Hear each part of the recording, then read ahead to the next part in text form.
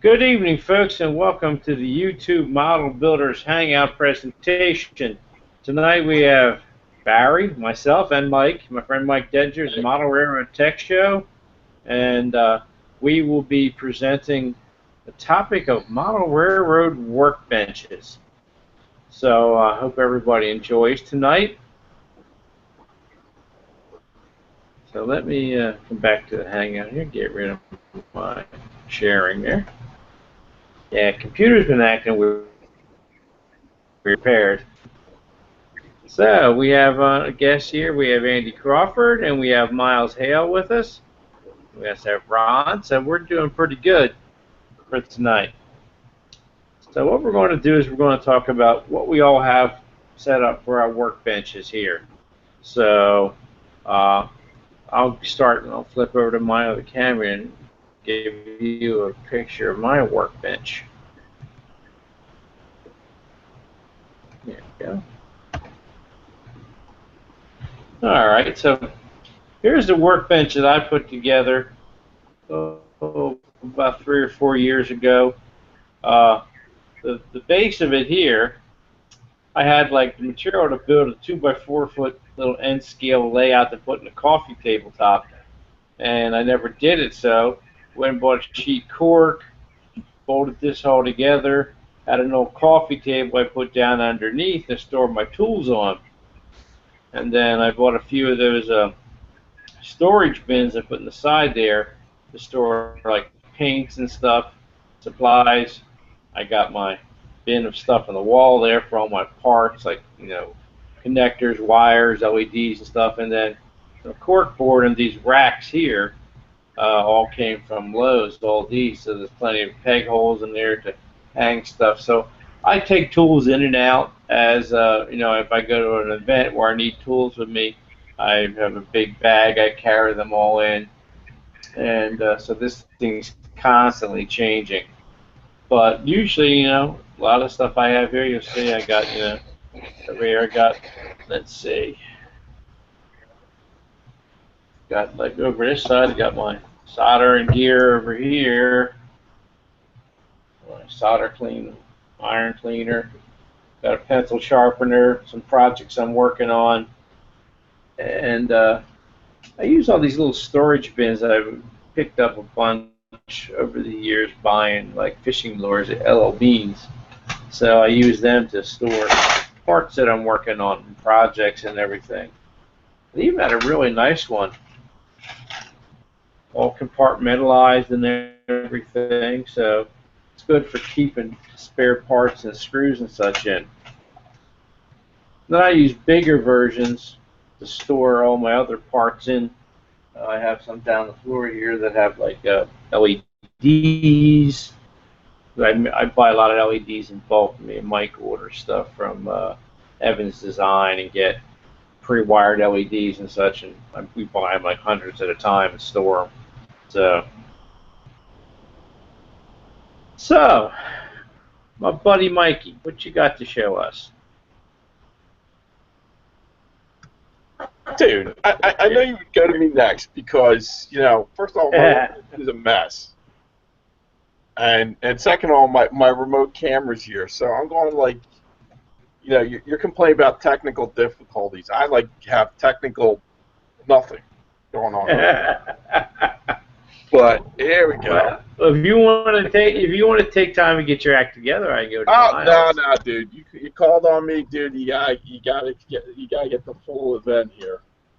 Okay, so there we go. I have here is an old school. I don't even know what the hell it is. My father-in-law gave it to me, and I said, well, since it came from my father-in-law, I'm not going to take care of it. It's not going to go in my my living room or my dining room or nothing. This is my workbench now, and so basically that's what this is. I got some shelves here.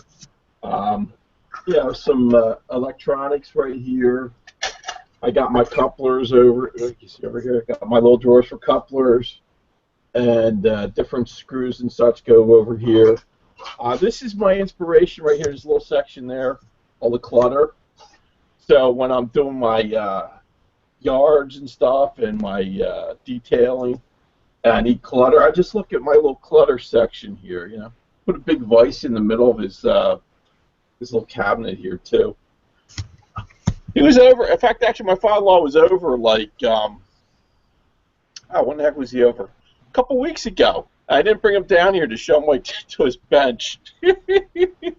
But actually, it's a pretty decent workspace for that. I do a lot of soldering here, and one thing I do is I put down some cardboard here too. So I work on it, and as it gets crudded up, pull it up, put some new down periodically. But it does the job. Now I think the most important thing though I have, workbench-wise, is that Barry and me went to Harbor Freight. And we got these nice little tool bags for like, I don't know, what, like $12, dude. Nice little 15-inch tool bag. Yeah. And what I've been doing there is turn it into a go bag. So what I'm doing is my most commonly loved tools go in my go bag. So basically, it's ready to go. If I have to go somewhere and for vacation or a business trip or something, I just have some tools in there ready to go so I can do some modeling on the road. I think that's probably a good idea for you guys to think about as well, because as we get older, and I'm speaking for the rest of you, not myself, obviously, but as we get older, we tend to collect stuff, and as our brains get sharper as we age, we tend to collect the same thing over and over again. So this is a good opportunity to take, your fourth and fifth X-Acto knife and put them somewhere useful. Your third or fourth set of precision screwdrivers can go in there, whatever, and you always have it ready. You always have it at the ready. So I think that's a great idea as well. Again, the thing with organization, you can see like some folks have these workbenches where they got drawers all over the place. You see these other workbenches where these guys just have boxes of crap and everything else. But the bottom line is whatever works for you. I find that some hybrid approach works for me, where some things I need organized, like my little electronics parts that I use commonly. I want to know where my bridge rectifiers are, my diodes and stuff, and switches. So I need to know where they are. But other things like detail parts or something like that, they'll be sitting in a box somewhere. And if I have a project I'm working on, I have a box for that project and try to keep everything together as I go. So. And if you don't do that, basically you're spending more time chasing stuff than you are working and doing modeling. So. Well, that's true. Yeah, I second you on the dedicated box for kind of each project. That has been the problem is when you're working on so many of these wood structures and various things, the time that it takes as glue dries or as you work through other processes, these things are not a night meal. They're weeks. So a little box with each of my little projects in it has proven to work great for me. Mm-hmm. Oh, absolutely. Yeah, it's really, well, here's some enhanced my modeling experience.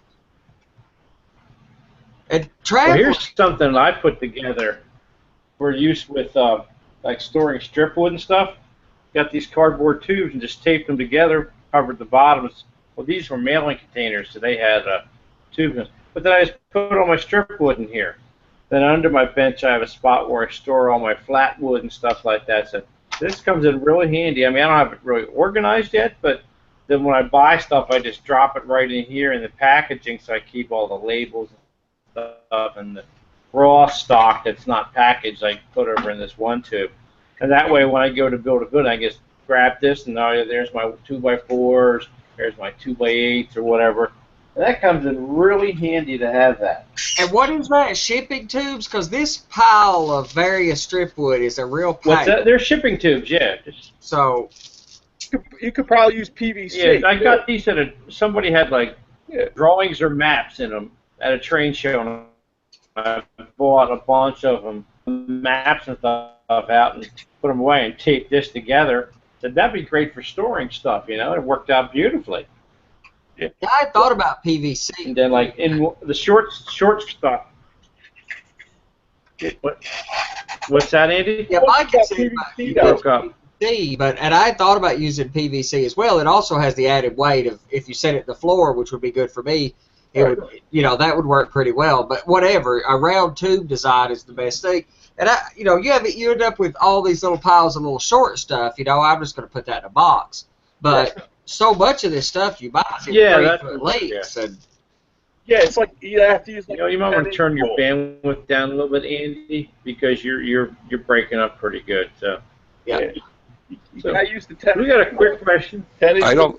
What's that? I just want to say I don't think it's Andy. Andy's coming through clear. You're the one's breaking up on my end. Okay. Maybe it's this stupid new laptop I got here. But before we switch over to Miles, I got a quick question here from Ron Kleiss. Other than an X-Acto knife, what's everyone's must-have tool? And I'll tell you right here, I do decoder install, so this little puppy saves me a ton of time. Just stick a wire in there, pop, stripped. I love this thing. I buy them cheap at Harbor Freight because I tried buying the expensive ones and they're only meant for big wires. These cheap ones work good with a real thin wire. So, and they charge too much for them at the $5 at Harbor Freight or something.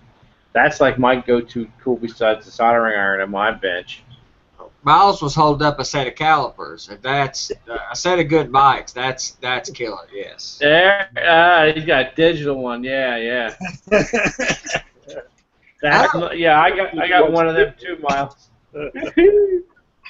I don't know about my favorite. Tweezers are pretty important to me, and a good set of side cutters are pretty important to me. I don't buy the Zurons. I buy these from they're in the jewelry sections of Hobby Lobby or whatever. I'm really fond of these. They're like $5 too, and they're just as good as a set of Zurons that are $20, and I can throw them out. I've got 2 or 3 pair of them, so I use them on stuff that, with a pair of Zurons, I would protect them pretty seriously. And I got those tweezers you got, these normally closed tweezers.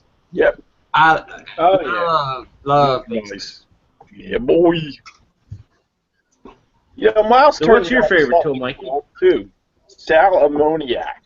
What's that? Sal ammoniac. Sal ammoniac. Oh, you got Wonder why you're rid of that. Got a nice big block from eBay, dude. It was like $1 more than the half size. Yeah. It'll last me forever. Yeah, I was gonna say that's a lifetime supply.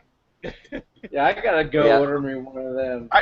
I treated my irons with that probably about a month and a half ago, and I hadn't, and they've been working great ever since. Yeah, that stuff is amazing on soldering irons. Sweet. That's one of the least known tricks out there. Thanks, Miles, for telling everyone in the community that, because we were everyone cussing our soldering irons and buying new tips and all that jazz until he told us about the $5 fix for it. And now every one of us are all pro solderers. But I remember when he showed that off up at the Amherst clinics we did at the MRU. Yeah, I remember seeing that. We got another quickie question. Go ahead, Andy. Oh, I was just going to say about half of our group has bought Sal Ammoniac, so I don't know if they are backing Miles or how the finances work on that arrangement, but we're doing our part, Miles. Absolutely. Wish we I got was a question here from. Wish you were, yeah. We got a question from Curtis Hunt. So where do you find the 60 bin drawers? You can only find the 30. Well, 30 is about mine somewhere bigger than 30, but smaller than the 60. I buy all my stuff at Harbor Freight. So let me switch over to the other camera here so you can see it. Well, let me speak up there. The Stack-On has the DS60, the 60 drawer on Amazon for $24.97 with free Prime shipping. Oh, there you go. Well, that's perfect. Thank you, Jimmy. How large is that? That 30 is about 2 feet tall, so. That's about almost 2 feet. Yes, 1, 2, 3, 5. The 60 is 20 by 16 by 8. Well, So that's okay. that there's about 41 drawers, I think that one is. So it's 5 by 8. No, 5 by 8. Plus the Curtis, big bottom drawer. Curtis, get a pen. And when you go to Amazon, type in stack dash on. D is in David, S is in Sam, dash 60. And there you go. That's Yeah, awesome. nice. All right, let's see if we got any other questions For coming only the next 60 minutes. That's STACK-ON. in. Nice. Well, actually, I just found it on Kmart's for, Nice. looks like $19. Sure, give me a second. There you Yeah, go. I got to buy a set of those drawers so I can act organized like you guys instead of this, minor nuclear explosion that went off here. Andy? Yeah, the big secret Yeah. is that you only use about 12 of those drawers. The rest of them just have labels there, and they just hold nothing. They look Well, you can good. see not all of mine are like Yeah, they look great. Yeah, mine. I got half that empty. I like these are this come in a little case. It's got a little thing that slides on the wall, and I got like 6 of these or something. My wife found them and stole 2 or 3 of them, so it kind of defeated the purpose. But half of them just end up laying on the table half open while I'm working with stuff. They still never go back in their spot. Yeah. Well, this one I have is all electronic parts, like sockets and connectors and LEDs and stuff. But Hey, yeah, Barry. we're stuck. Yes, sir. What is the Ron and I want to know? Inquiring minds want to know. What was that cleanup for the soldering iron? Sal, bring it up there, Mikey. Let me go get it again. Hang on. Yeah, hold it up. All right. Ammoniac. Sal ammoniac. All right. They discovered this in ancient Greece by the side of a volcano. Now, it was discovered right behind you in the Temple of the Iron Horse. Yeah, there you go. What is it? Sal ammoniac? Sal ammoniac. Like Yeah, there you go. There I you go. know that guy. Okay, Sal, like in, hey Sal, you owe me $20. He's over in Queens, Bill. Yeah, I know. No, Sal Sal. ammoniac. And where can one purchase this Sal ammoniac? Sal ammoniac is used by these crazy stained glass people. You know, the guys who use those, Right, like 1,000-watt soldering pencils. right, Yeah, if you go to like anywhere that does like stained glass, right. you can get it on eBay. Or believe it or not, if you go to a welding supply house, they'll have it. Oh, I Okay. bet they would. Yeah. Okay. All right. Salt There we of go. Jupiter. That's what it means. So, Miles, your turn. Let's see what's in your workbench. Oh boy, how far do you want me to go? All the way. Run with it, brother. All right, you asked for it. This is the set for the Trainmaster show, and Barry Silverthorne, the director, drew it, and I made it, and now it's become my workbench. So I'll go through some of it. I've got Dremels hanging over here, some of them that I own. Got the soldering iron up here. The electric soldering machine is underneath, so I can do almost any soldering operation. The main things that I use, and I'll try and unplug you here so you can see it a little bit better. Bring it up a little closer, hopefully. Hope I'm still on.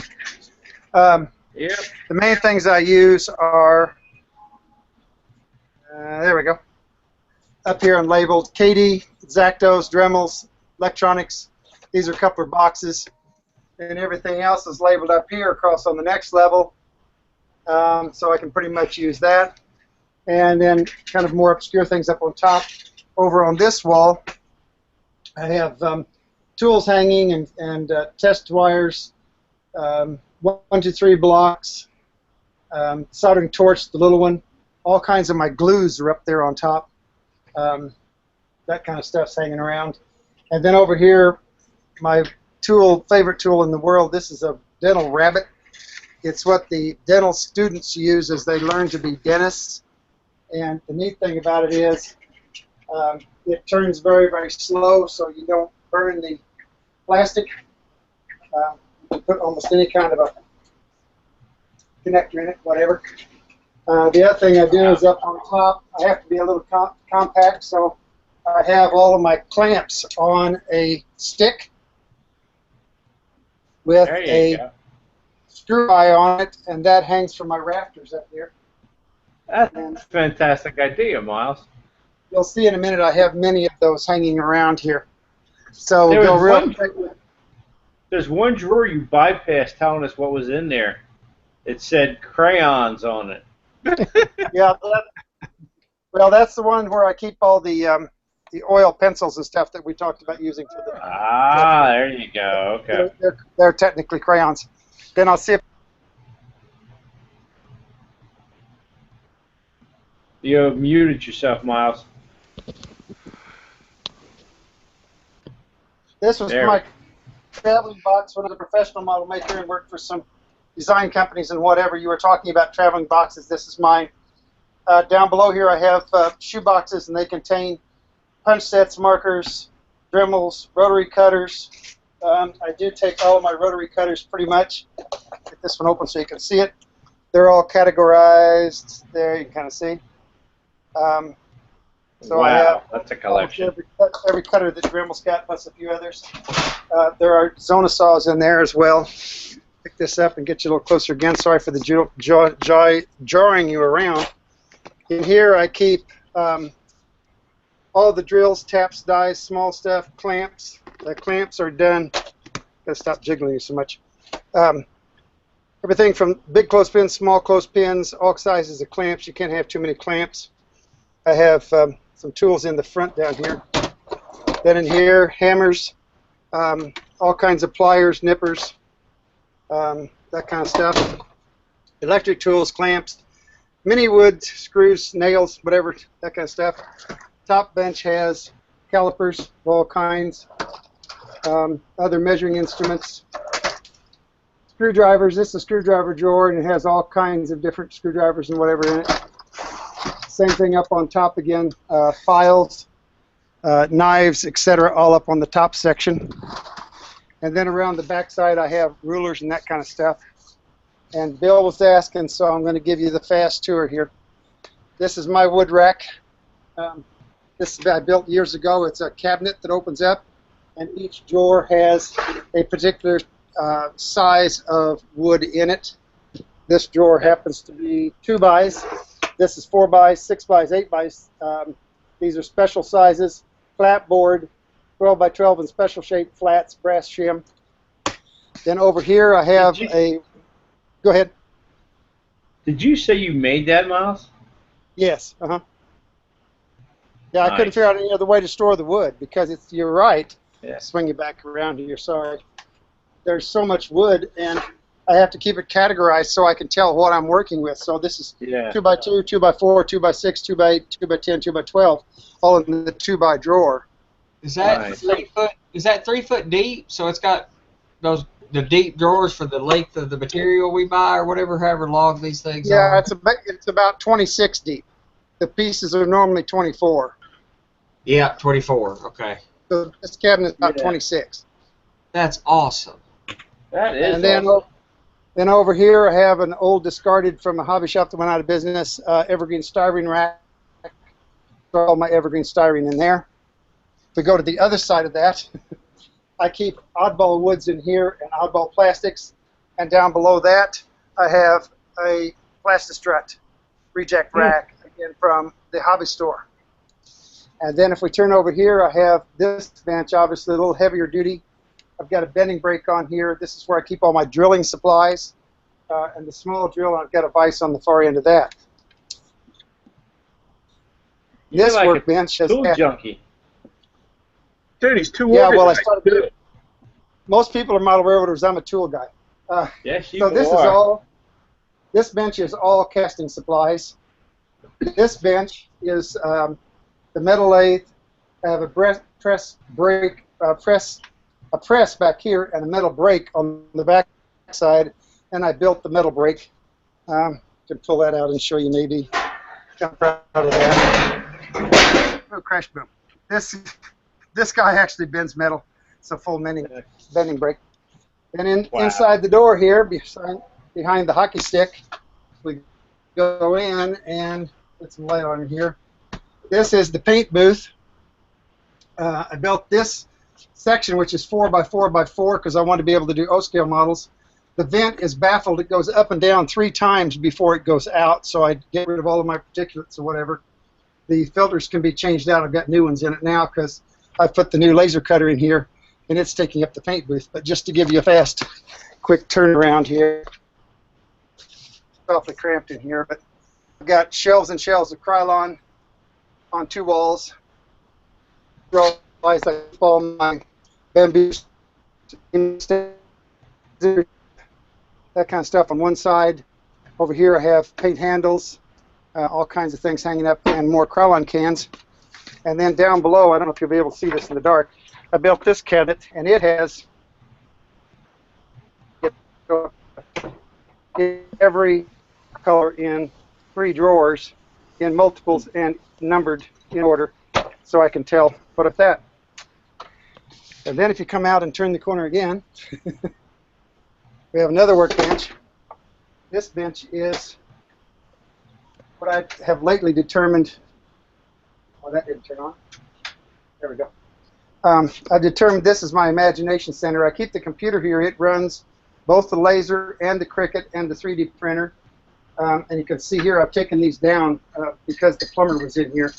But here's some more sticks with the light's not very good there. Clamps and everything? Yeah, more clamps, and they normally hang up here from the roof. They're not normally on the workbench. But anyway, there's another workbench there. And then, well, on this side I have electronic testing stuff and my wood carving stuff hanging there. And then connectors up here, all electric connectors, all kinds, whatever. And then around the corner I've got cabinets exactly like this that are all LEDs. You were talking about collecting them.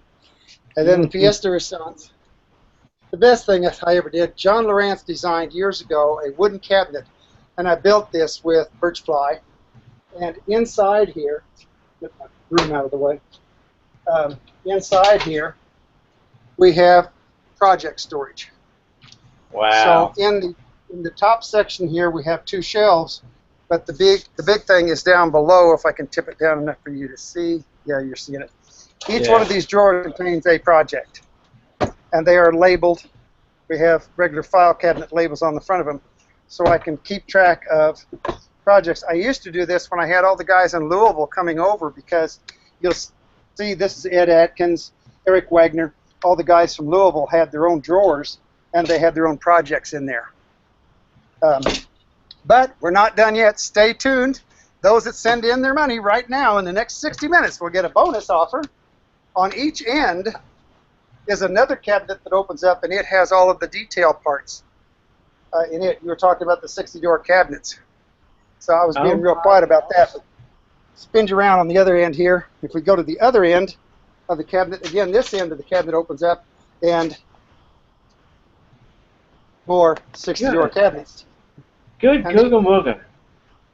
These are all detail parts for the locomotives. But anyway, that's a John Lawrence design. Cabinets on each end with the detail parts, as well as the project storage inside. And the last thing, and then I'll shut up. All back here you'll see shelving. Fran and I call this the warehouse. Every shelving unit that you're seeing, the one that the lumber's on, all of these shelves back here, I don't know if you can see all of them or not, there's 4 of them lined up here. There are 4 more across the back wall. There's 2 here. There's, I've got to get a light on, you won't see anything.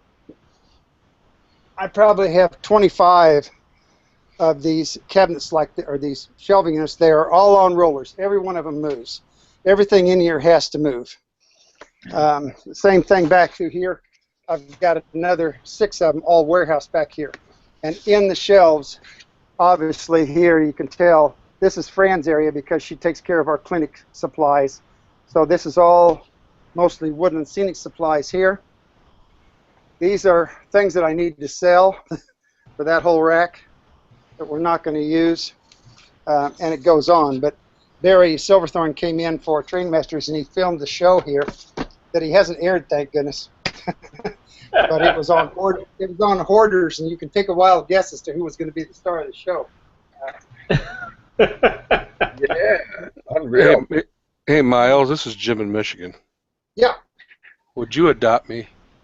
Get in line, Jimmy. Me and Mike are first. If you want to, later on, I'll carry the computer upstairs, and I have another full wood and metalworking shop upstairs that has the. This is just the model stuff down here.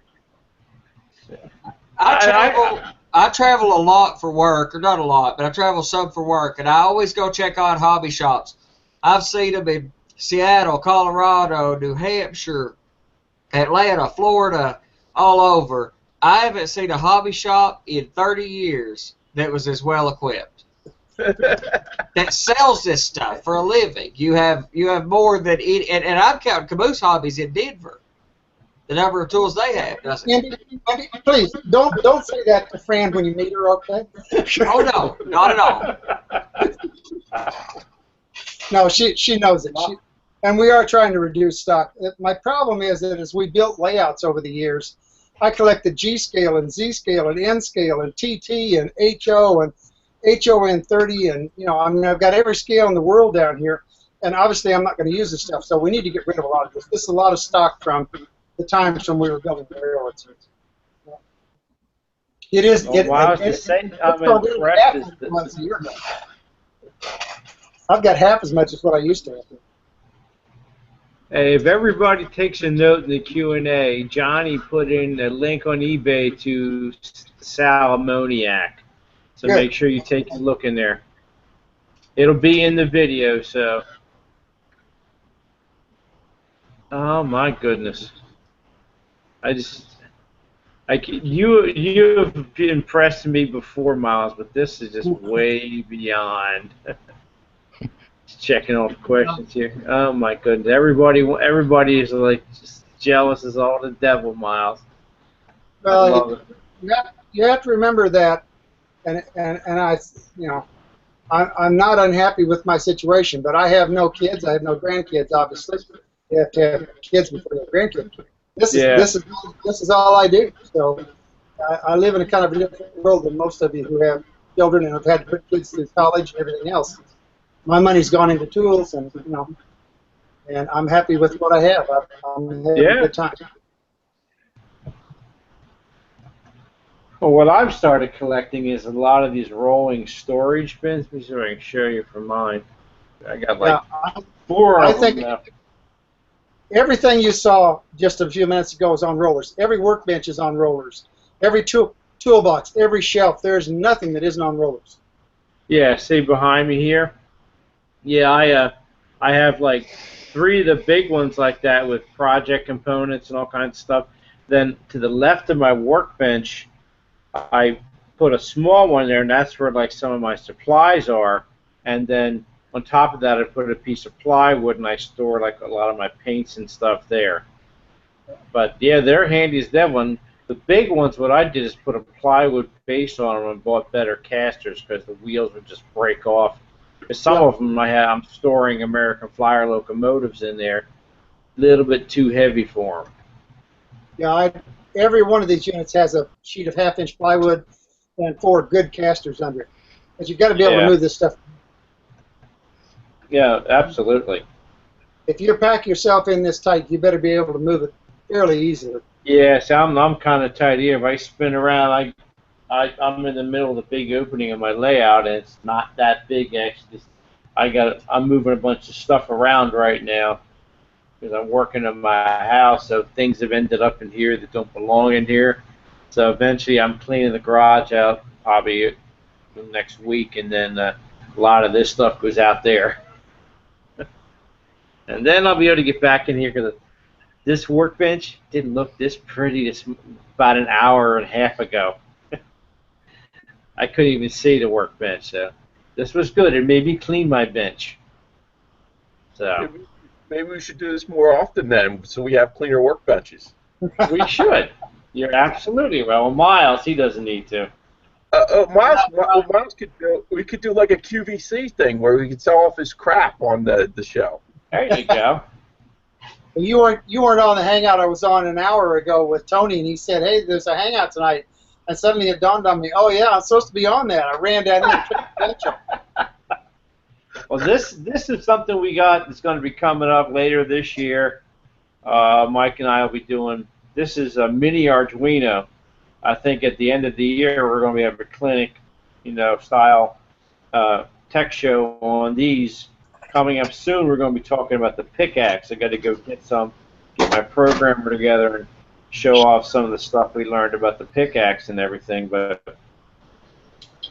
I don't know if you recognize, Miles. You recognize the that big foam sitting back there behind me there?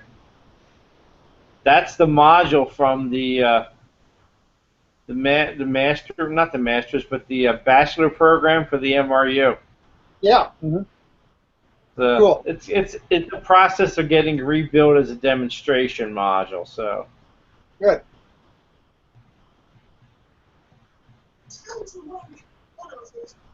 Let's switch back on the camera now. I'm interested in. I'm curious about that pickaxe myself. I built the DC Arduino stack with the motor control. Yeah. This is fascinating stuff. I mean, well, the pickaxe is real simple. Yep. You can program the pick chip takes C+. Yep. Or C++. The pickaxe can be programmed in BASIC. And what was that guy's name, Mike? Was it Dave Bodner? Yeah, Dave Bodner. He built the DCC++ throttle. Yeah, so he gave a clinic up at Amherst one year on the pickaxe, which is the later version.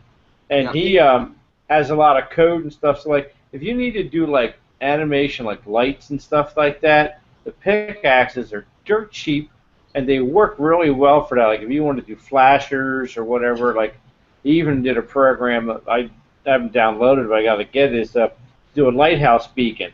So it has that rise up, bright pulse, and fade down effect, and it's all just simple software coding in BASIC.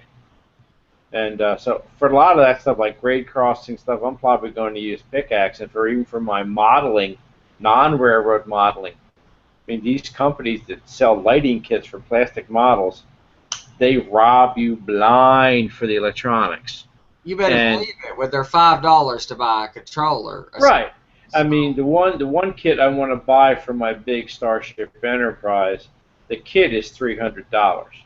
It gives you every LED and every lamp that's in the studio model, but the only thing that has to flash is in that particular model is like the navigation beacons. Yeah.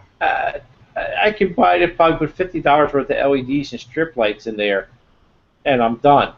You know, and program a pick chip or pickaxe. That's it.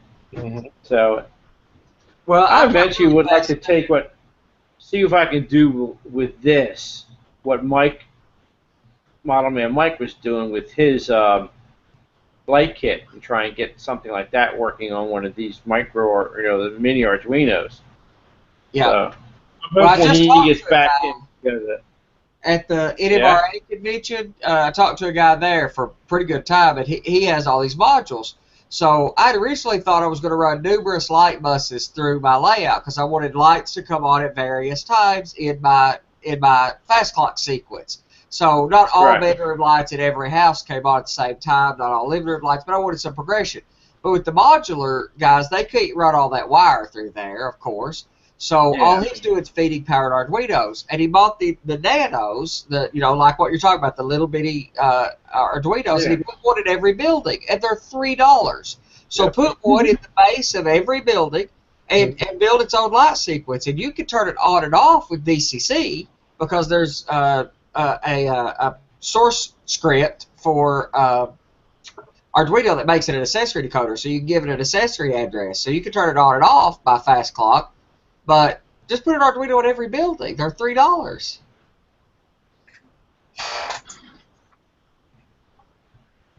Jimmy Michigan said that Salamoniac is a half-pound block is like $10 on Amazon as well for anybody else that's interested. Yeah, Salamoniac is more you'll ever need. Yeah, and it's only 70 cents more than the quarter-pound block. Right, exactly. I understand a quarter-pound block would last you forever, but for 70 cents, yeah, I'm that kind of guy. Case. And the good thing about it is if you have a half-pound block, you don't have a problem giving free samples to friends. Yeah, exactly. A half-pound block, every one of us would be taken care of for a lifetime. So.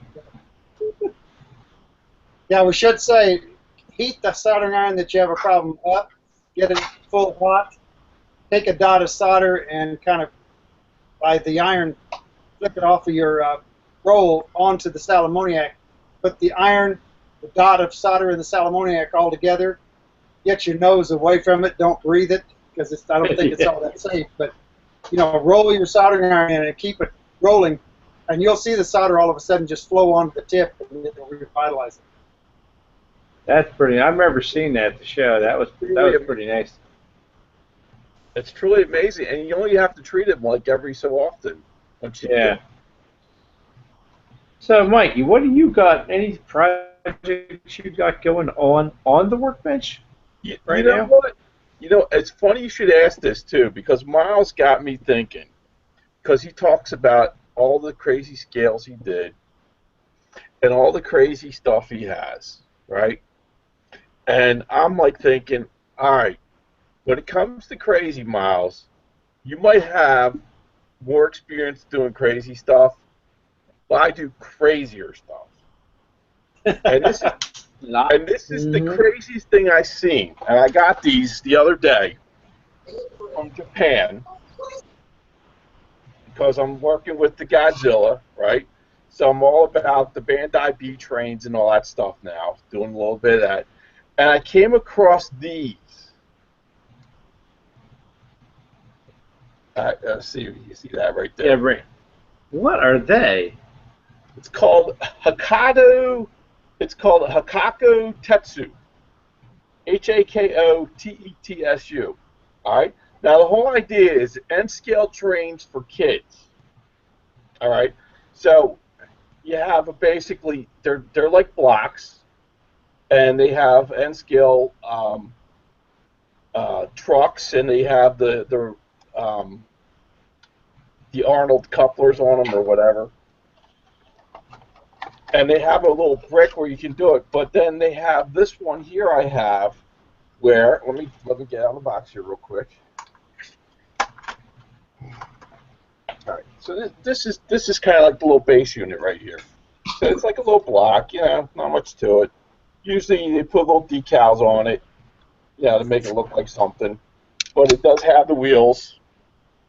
It's ready to go on an N-scale piece of track, although they're crappy wheels. Are they powered? No, they're not powered, but you can get a powering kit for these. You can buy the powering kit. I think that's going for, it depends on where you get it, but the cheapest I saw was around like $28. And some of these other places, they'll hit you up for like $70 for it. Don't go to that place. Wow. Hold that card up there again. So it runs on N-scale, N-gauge track. Correct. So, and if you could get a powering kit, what a thing to rip the top of that off from and make some mine carts that are HON 30. Oh, yeah, exactly. Yeah, I mean, you can definitely redo that. But the funny thing about this one here, and this is where it gets really weird, is they have like little heads, and they got like a little hat. Check it out. So my thought here is I got to get one of those power units, put a decoder in it, get some LEDs on this, and have it run around the layout. That's hysterical, dude. Isn't that? Now, Miles, do you have anything that weird? That's crazy. He always tries to out-weird everything. Don't think it's crazy. Mike does weird stuff. I think he's That's got why when he said that one. So that was pretty weird. I never thought about cutting the head off a doll and putting it on a locomotive to shove around the layout. So he's got me thinking on weird. That came that way, right, Mike? Yeah. That's what it is. That's the way these things come. Leave it to the Japanese to come up with crazy stuff. I can't get around in Kentucky for the people playing Pokemon standing in the middle of the street everywhere. Japan is running us crazy over here. Oh, wait, it just got released today in Japan. The country's going to come to a standstill. Oh, yeah. Oh, yeah. Pokemon Now, Go. Are those things made by Tomix or Tech? Actually, yeah, these are Tech, which is Tomix. Okay. Yeah, it's...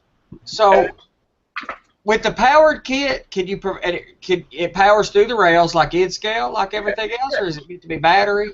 Yeah, it's basically a four-wheel like a power truck. Really, it has a motor in there. You could probably hook it up DCC to it if you rewire it. But yes, it's pretty much in that little decoder.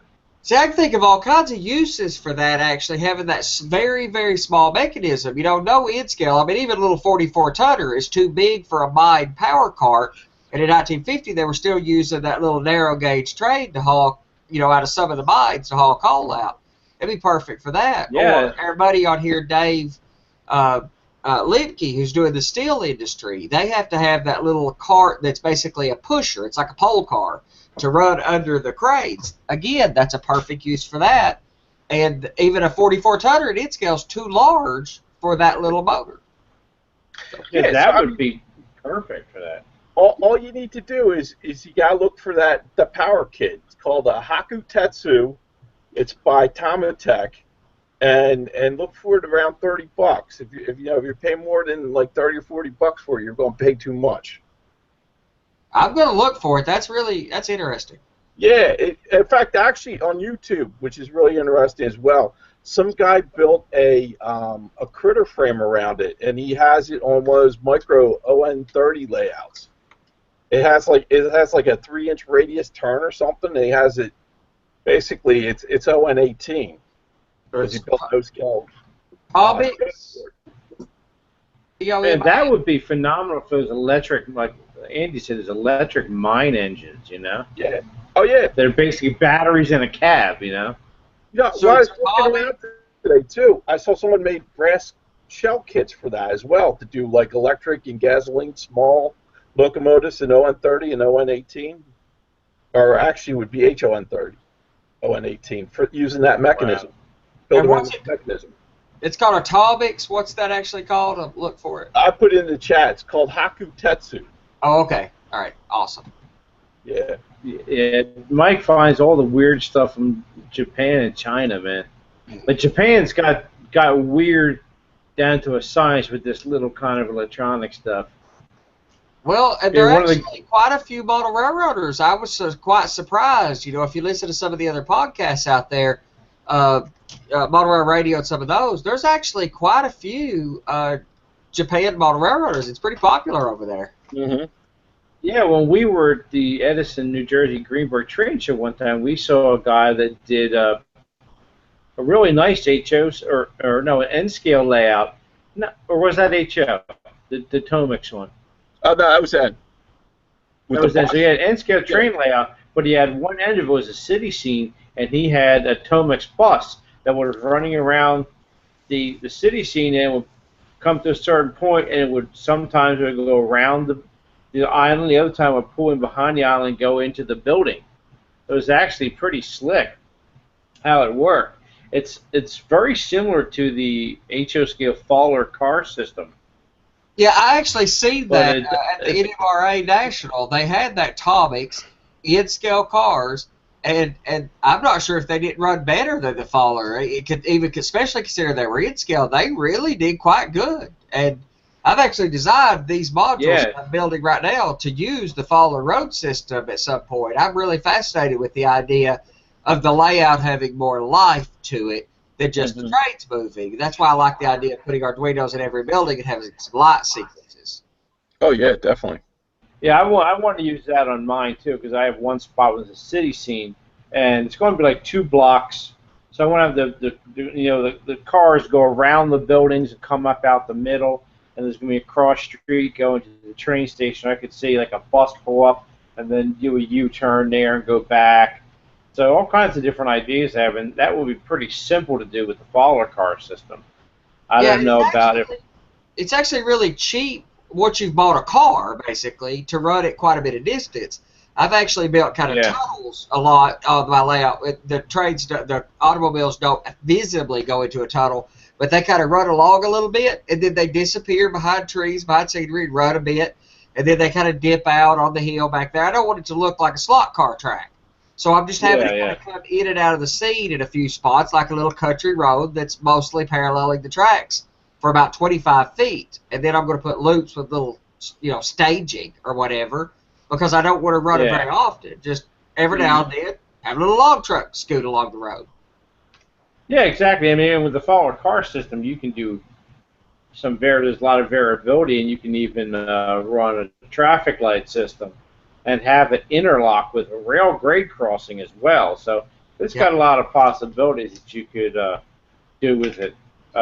Dick Sengus, me and Mike's friend, he was planning to just have one road that would come out of one town, do a switchback up through the mountain, and go across to the other side of his layout to another town. And he was actually trying to find a power chassis that he could put on an old Jordan truck body. Oh yeah. Power it. And then he said, "Oh, I want to make a balloon fly through the air with that hanging from the ceiling." I'm like, "Nah, you don't want to do that. Do something different for the balloon."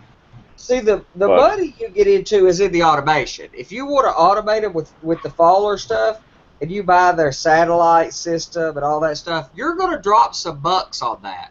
Oh, yeah. What we've got to do is find out how to properly integrate Arduino controls to ultimately control the follower road system, because it's largely mechanical. You put a magnet up underneath, pull it down, put it up, and that's how you cut the car, by throwing a reed switch to stop the car. We've got to find ways to do this in a more DIY way as opposed to buying it all, because you'd be out of grant to do a couple cars with automation. Yeah, I mean, if you look at the Fowler system, right? They sell the little stop areas, the little, and it's just an electromagnet.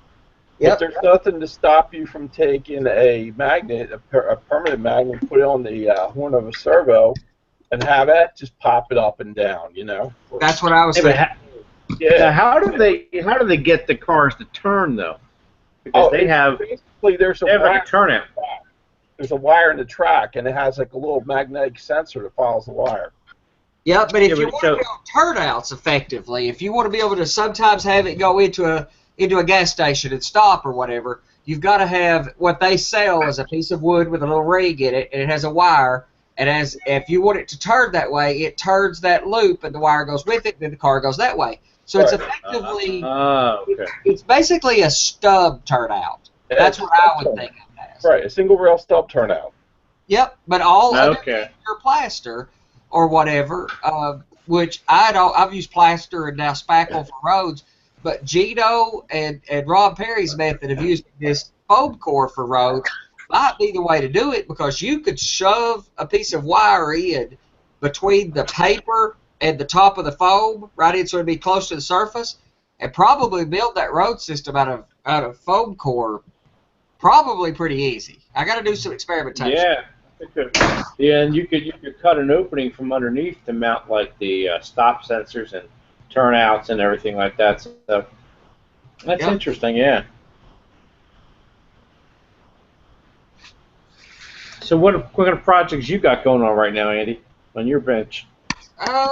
So I should be working on track or getting these modules up that I built that are stuck behind me. I should be spending time doing some of that stuff, because I've got a goal to get the layout running by the end of the summer. But I went to the NMRA National and bought Marbills. It doesn't come with the clothespins, but these are first class. And then I've worked on this one for a while. This is BTS. I'm really fond of these guys, but I built my own. But I built my own raised seam. I didn't like what they had, so I built that with strip styrene and built the curtains for it. whatever. So curtains, and it's got a power meter, and it's pretty well detailed. It's got a full interior. So I should be working on the track work. I did start building some more tie strips with the tie plates on them. They take me a long time, but Yeah.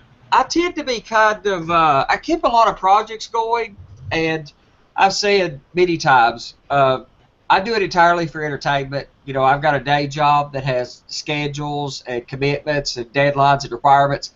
I don't at all feel that way with my layout. If I start rushing myself, I normally punish myself a little bit anyway to make sure that I slow down. So I've got it set in a way that if I feel like doing scenery, I've got places to work on scenery. I've been, working on these modules for a while and getting scenery and stuff on them. Right. Before I stick them up in the air. I tore the door out too, so I got to put a pocket door in. So I got another project. But normally I'm working on a couple buildings at a time. I started working on some of these F&C, Finero, a couple Lego kits. Oh yeah, love them. Man, I love them. Incredible, absolutely incredible. And they're at the MRA convention, and even after I got back, I emailed her and talked to her by email back and forth. The deal on them is incredible if you care about the super detailed kits. And everybody complains about the kits costing $40-50 a piece. But you can get into these things. I bought 7 for $1.50. So about whatever, $20 a kit. You got to add trucks to them, but yeah, I got some interesting ones, and I bought practically all the SN2 kits he put out. Yep. And then I think, well, I bought, I want to say 6 of the Bowser H30s. Yeah. I must have a dozen F&C H30 kits. Some of the newer ones with the one-piece body, but I have probably half a dozen that are to the 4-piece, where you got to assemble the body. Yeah. So they're going to be fun to put together, but that will give me my hopper fleet. So at least then I got to start looking again. I want to start buying GLs from him to do a coal hopper fleet and stuff. So. And they take a little bit of time to put together, a little bit. But if you weather your rolling stock anyway, and I change couplers and put semi-scale wheel sets, I mean, I have to do quite a bit to a car even if I buy them. So you buy a $40 hopper that has separate grabs, you could get into these for $20 a piece and put a little bit, a little bit of time in it. And if you'll assembly line them, that's what I'm doing. Is I'm doing base construction on each one, and then coming back and doing grabs on each and whatever. If you'll kind of do that, you can get that process down pretty good and end up with better detailed cars, because I'm putting coupler cuts on them and chains coming down from the brakes and for the brake wheel and all that stuff. Yep. And it's not that hard to do all that stuff, not that time consuming to do that. And you have better cars than you can buy for half the price. Yep. Yeah. I want to do I haven't been doing too much on my bench yet, because I've been doing a lot of work around the house this summer. So hopefully by the fall I'll be getting a lot more going here. But I had to get the bench cleaned off for tonight. So now that my bench is cleaned off and everything's sort of organized, I want to go back and start finishing some of the buildings I showed on the Craftsman show. They were from the Fine Scale Expo. So I'm mounting them all on gator foam base. So I want to get some of them finished up, and then I'm going to get back to the American Flyer layout, because once that's done to some point, that's going to sit for a while, and then I got stuff going on out in the garage, and I'll be building some stuff out there. Gator foam is essentially the same as foam core, but with styrene on each side instead of paper, right? It's not styrene. It's resin impregnated wood. Huh. So it's waterproof, but it's not plastic. It's some form of wood fiber that's resin impregnated, so it's waterproof, and the foam density is much higher. Oh yeah. See, I would have used it for some bench work components, like a lot of the Australians are and Europeans on these micro layouts. Mm-hmm. I haven't found a good source for it except ordering it, but I just hadn't heard anybody who had used it be able to give me the good argument for spending all the money to order it and ship it. Yeah, that's things. If you can find an art store, a good art store, like a commercial art store, Yeah. They make carry. I think it's manufactured by a company called Uline. Yep. I know Dave it's GatorFoam.net or whatever. He sells it at some of the big terrain shows and stuff like that. So usually whenever I see him at a show, I buy like the 2x4 foot pieces. That way I can cut them up for bases and stuff like that. And it cuts really nice. You can use the power tools on it and such. So it's really good stuff. And it's rigid, doesn't warp. And there are companies, there's at least one company I know of that sells module kits. It's all pre-cut pieces of foam core board. Yep, I've seen that. I mean, gator foam. I got a quick. Me and Mike talked about trying to use that, but the thing is, the only thing I have against using it for modules is it's pricey to do that. You know, it's a lot more pricey than even buying sheets of like Luan or something and doing waffle construction. I got a quick question for Miles. What's that, Jim? Tonight. Hey, Miles. John, Southeast Rails wants to know, what is the best way to cut Stalamoniac in a small block for like that's a good giveaway? question. I don't know about safety, but I cut it up for my students on a bandsaw. So a little bow saw or something. I mean. Yeah, you can do it that way. The problem is it's kind of brittle, and if you cut through it, you'll probably chip it. But the bandsaw cuts a little straighter, a little steadier than what you can do by hand. But yes, you can cut it. The other thing is I'm trying to cut it, 1/4 inch thick in a 1x1 block, so I'm cutting them down pretty fine. If you want a larger block, it would probably cut with a handsaw much easier. Mm-hmm. So you're doing a 1 inch by 1 inch by a 1/4 inch thick. Yeah. And how long would that little piece last somebody on norm? Normally, 2 lifetimes. Really? That small of a piece. Eh? You don't need much of that stuff. No, you really don't. You really don't. I guess the caution there, Miles, would be that you want to put something over your face when you're cutting it. You don't want to have that stuff flying up in your lungs and stuff. Yeah, the dust. That's why I say safety-wise, I'm not so sure how safe it is, but that's how I cut it anyway to give it to the students. Yeah, you put a respirator on, then you're ahead of the curve. That's right. Yeah, even a dust mask would work for that, I would think. You're not heating it up or anything, so no danger. Yeah, it's the particulates, really. Okay. I gotta order me some of that. I got a few things I got to order off of Amazon. So here, I'll let you come over and cut a little piece off of my block. All right. Guess I'll take you up on that. So what are you doing this weekend? You busy? You want to go down you want to come on down my way and go to Cold Springs? Run the Atlantic City line layout? Yeah, why not? Barry, you want to talk some more workbenches? What's that, Miles? You want to talk some more workbenches? Sure we do. Well, I'm in the upstairs shop now. Oh, wow. Oh, yeah, look at that. So this is in, when you first come in the door here to the shop, and inside the cabinet here, I have a compressor in a separate. Lord Almighty. He gets awfully noisy. And next to him is Marty. A lot of my tools up here have names. This is Marty the milling machine. Marty has a digital readout, and Marty does a lot of work for me. The last week here I've been building a pickleball throwing machine, if you can believe that, and almost have it done. But he's done a lot of machining for me on that. And then right here, I'm actually trying to lose weight, so I'm playing pickleball almost every day. This workbench here, it's hard to see, but get it to stand out of the way. This has a lid on it that comes down. If I don't, got a catch on it. That comes down and folds up, and it makes a suitcase, literally sized piece. It has a cutting mat on the bottom. It has a small vise. I have all kinds of storage in here. I have pins, everything I can possibly imagine. My legs are on 2 hinges, and they fold into each other.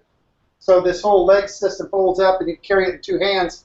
but you can set up a complete workbench with power, electric test, drills, everything all contained in the tool bench.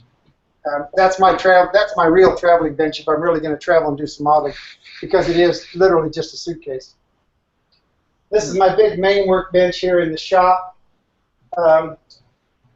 It has your standard kitchen features on it. This is my pull-up mixer stand, which happens to have a Dremel sander on it. That pulls in place. Then all of the drawers in this cabinet, they have migrated and they've changed over the years, but now it is pure sandpaper. All of my bigger sanding blocks are in the top, along with regular sandpaper. Next one is discs, and then Scotch-Brite, more sandpaper and discs, and in the bottom I have the brush removal tools that I use for sanding on styrofoam when I'm trying to shape styrofoam. So all that's in there. Wow. Then down here, these are all the power tools. Get this guy out of the way. All my drills, right angles, straights, sanders, all that kind of stuff is stored down here. And then more down here, these are skill saws. I have another bench hiding behind here that has all of my socket sets in it. And this bench back here, then, everything here rolls. This bench contains mostly drills that are oddballs. This is long extension bits.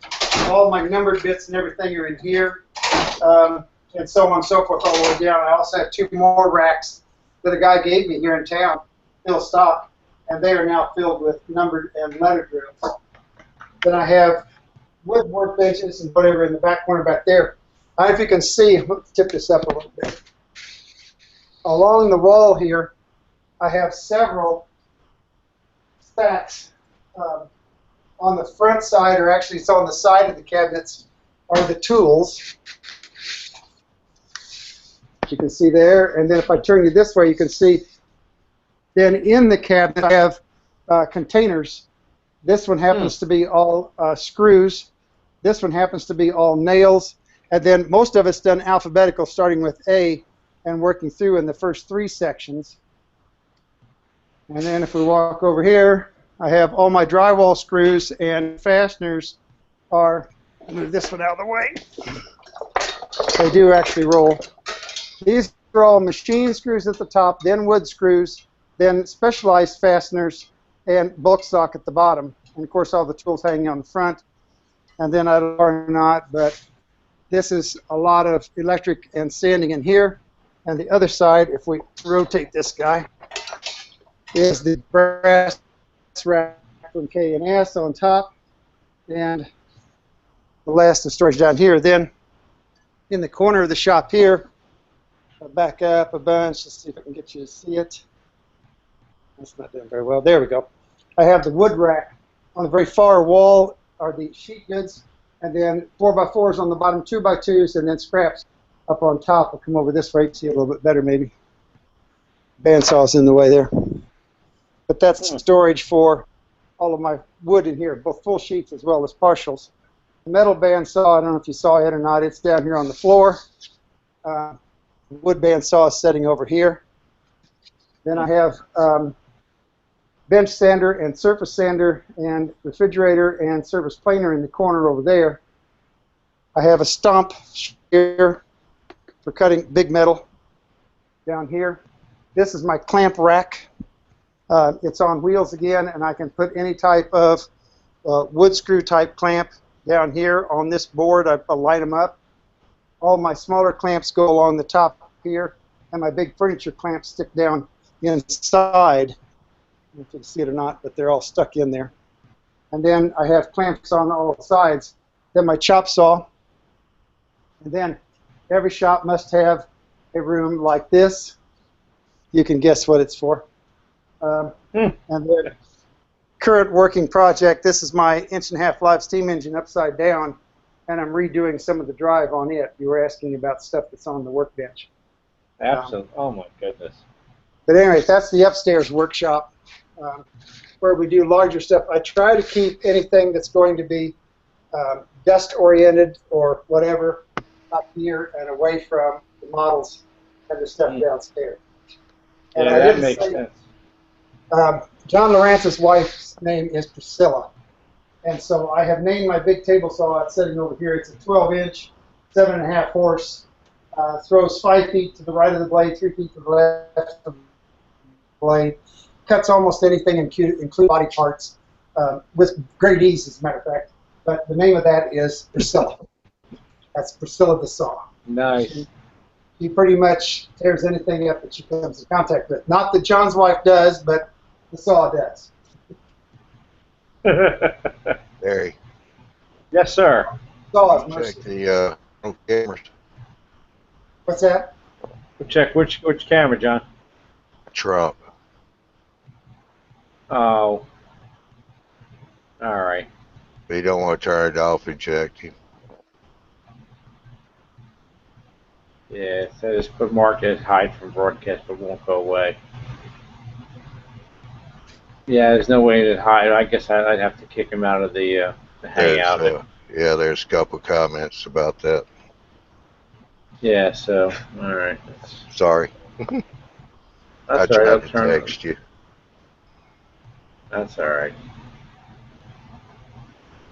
Okay, he's gone. Well, now that Miles has showed off all his fancy stuff, I'll show off something real simple here.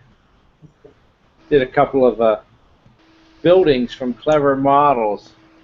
These are card stocks that I printed out off my computer and then disassembled them. So it came out pretty good. I'm just getting used to it doing this. But like all the roof pieces are separate pieces. You glue it on. The door frame, I cut it out and glued it on top, so it gives it some relief. Same with the signage. That's paper? That's cardboard, yes. 65-pound cardstock printed on my inkjet. Those Clever Here's a little Models fuel. Yeah, the ones he puts together for the train shows that he goes to are incredible. Oh, And you can do so much with them. Barry, You know, yes, John. what's that stack made out of? It's just a rectangle of paper or cardstock that's rolled into a tube, and then the top is just a little piece that's curled and glued on. Oh, okay. I thought maybe that might have been a small straw or something. No, well, you could use a straw, but it's hard to see. But there's a seam in the back right there. See that seam? That's where I overlapped it and glued it together.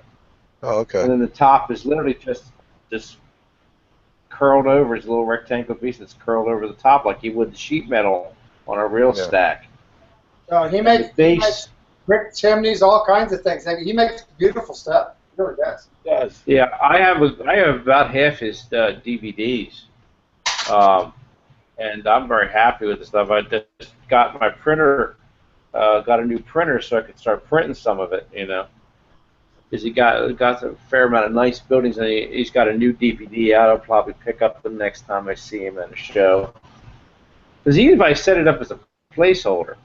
But the one cool thing is I did a couple of the relay cabinets.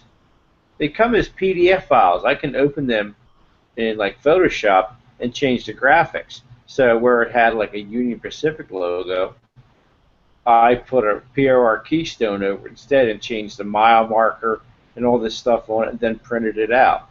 Now I have a customized version of the shed, you know. So the way they designed is like you want to take and you print this whole side with the window, and then you print another one and take the window, cut it out, and glue it in from behind, and print a third one, and then cut the window frame out and glue it on the surface. So now you have 3D relief on your window, and it gives you some depth inside the wall. So it makes it stand out. Same with the door frame. I cut out the door frame and glued it on the outside, and then glue the door on the inside, and if you cut the opening of the wall out. And then it gives it, that's what makes it look different than like if I printed this and just stuck it on a piece of cardboard and glued it together. It gives it that relief. And they design all the kits that way So that, like a frame like this, they might have a picture of just the frame, so you can print that one little bit, cut it out. You So get some quite a they're bunch of very those. I've had really What's big that, John? printed out, and I've had people come in the railroad. I'll tell them that building is paper, and they'll have to go over and touch it because the shadow and everything on it. Yeah. Yeah. Well, I mean, if you can see that door frame, how it's got relief to it, and it does. It physically does. It's not much. It's a one thickness of cardstock, but it's just enough, Yeah. No, what I was going to say was, you can print a bunch of those, and use them in other cardstock buildings too. Go ahead and have your windows and everything that you just cut out. Yeah, I mean, I could take what he's had for different windows, put them all, cut them all up, put them on graphic, then print them out and use them wherever I want it, Yeah. So I Now haven't you're actually using, liked you're using what, glue to glue those on? it. Yeah, just regular Eileen's tacky glue. Okay. I saw another idea was, if you're kind of worried about warpage or whatever, or buckling, since that's cardstock, is put two-face tape behind that before you cut it out, Yeah. and that way you'll have its own sticky surface like you have in your Well, craft kits.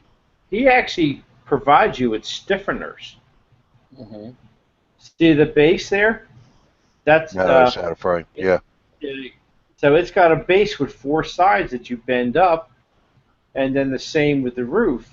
He has a plate that goes in the top that you bend the sides down. That adds rigidity. I can squeeze this thing and it won't bend. And all of his building kits have some form of stiffener like that.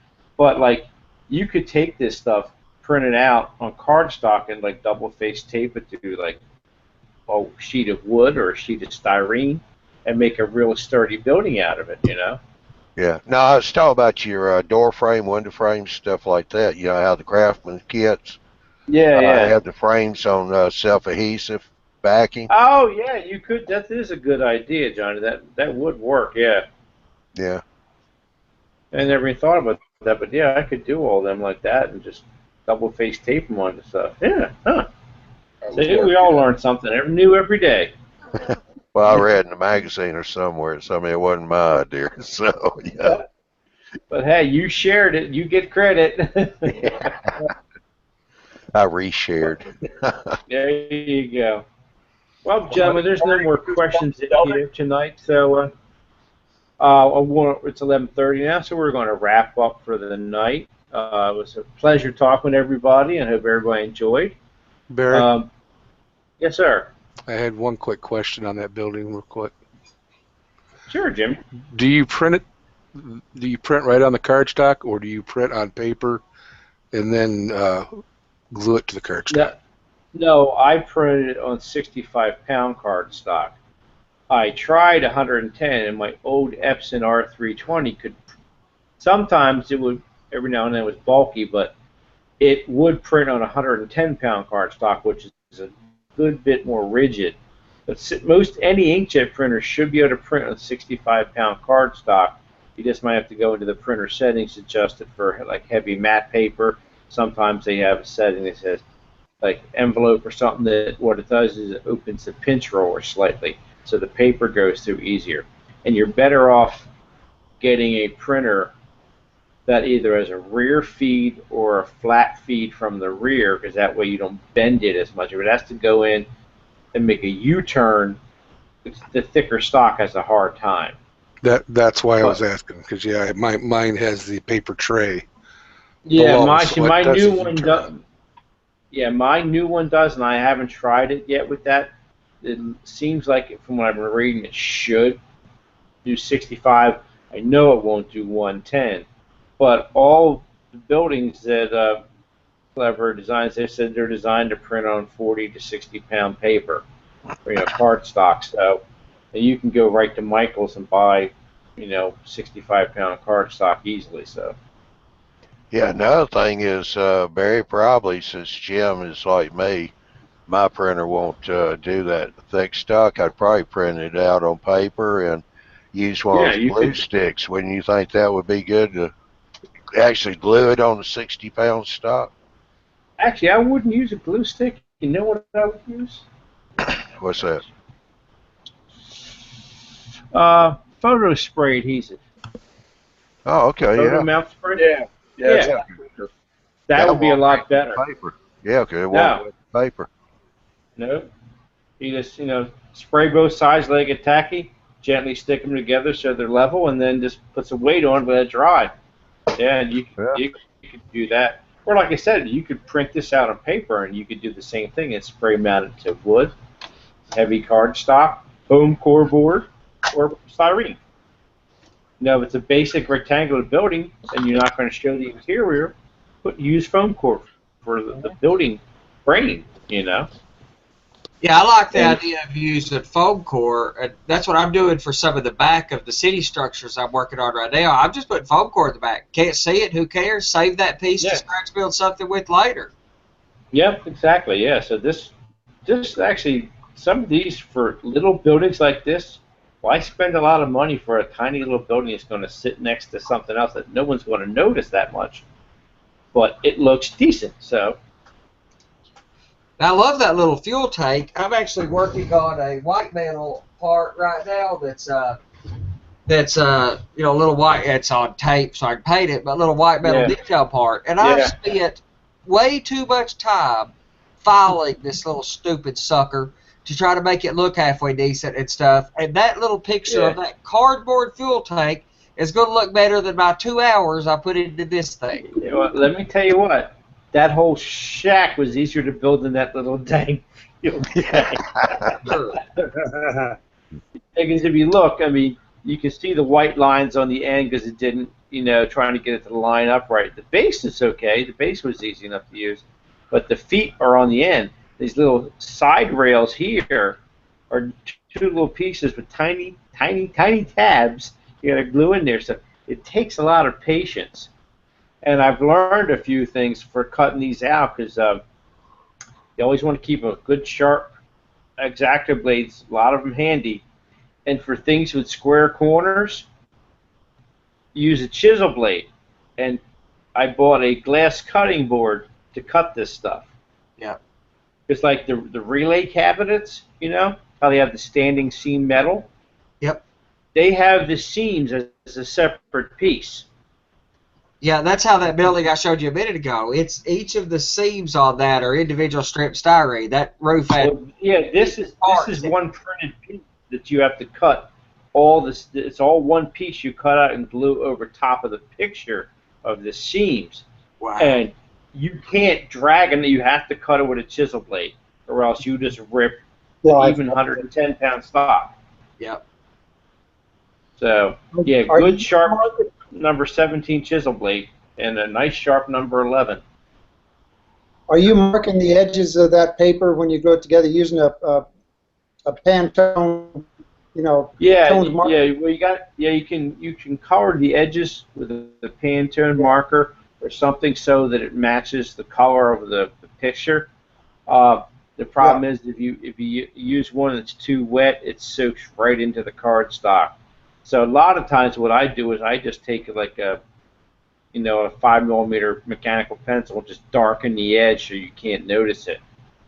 Because you can see, like here with this tank, you can see the white edge there because I didn't color that in.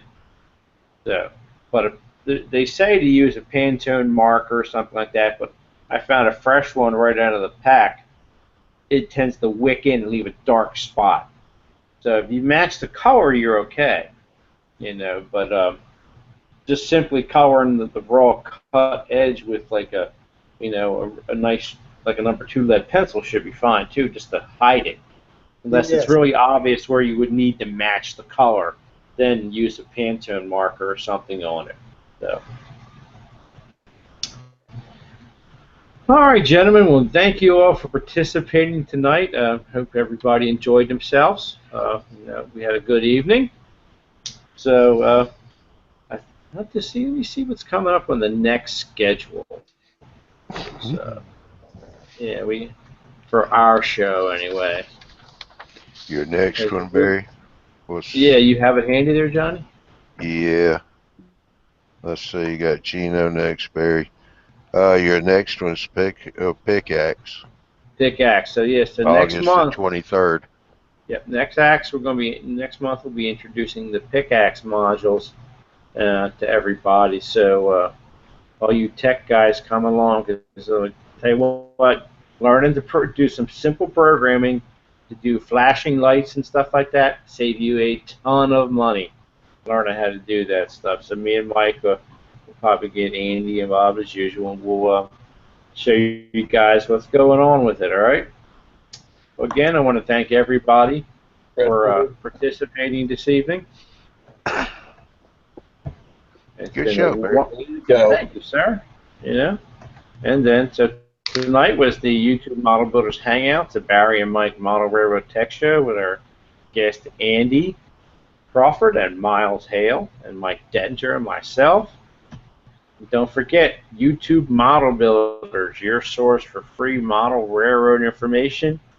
We have our wonderful free online e-mag. Don't forget to go to subscribe on the website so you get notified when the e-mag is released, and we've started to use it, notify about events such as the live show. So you'll see more of that in the future. Then we have the Tuesday and Thursday live chat presentation hangouts like you are here on tonight. And then once a month, which just this last Saturday night, was the YouTube Model Builders live show. So Johnny was our tech guy, and I was the host this last weekend because Bill was away. So I hope everybody got to watch. And just remember, it'll be coming up again next month. We're going into our third year, folks. So keep on watching, keep on, seeing what's going on. All right, gentlemen, it's been a fine evening. Everybody take care, and we will see you again next month, and I will see you on the live show next month as well. All right, good night, everybody. Night. See you. Good night.